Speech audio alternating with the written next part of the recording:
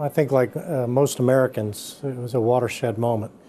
One of those moments where you certainly remember exactly where you were, what was kind of going through your head, and you realized your world had changed. We were watching the aftermath of the first strike when the second airplane hit.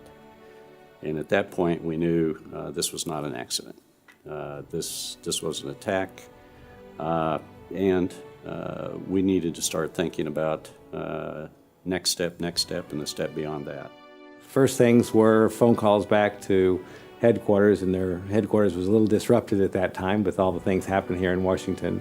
Talked back with my office, had folks poised to basically activate the National Disaster Medical System, and had them thinking about what teams we had available if there was help needed in New York. Immediately after the event occurred and in the days that followed, we started to get warning orders from U.S. SOCOM, and we knew that we were going to have a significant deployment. It was a very personal thing for me in terms of this is the road ahead of us. This is the task that we need to accomplish. It focused me then even more on light lane and life-saving, that we needed to be able to respond to threats around the world, that the threats were not only around the world, but they were home, and we needed to focus on the home front as well. We had to find a way to continue to provide good care, good access to care for the families and the airmen, but at the same time, usually throughout the night, we would be operating deployment lines and processing people to go. It certainly shaped our Air Force, and it shaped my thinking as a medical leader, that we just had to stay agile and very expeditionary in everything we do.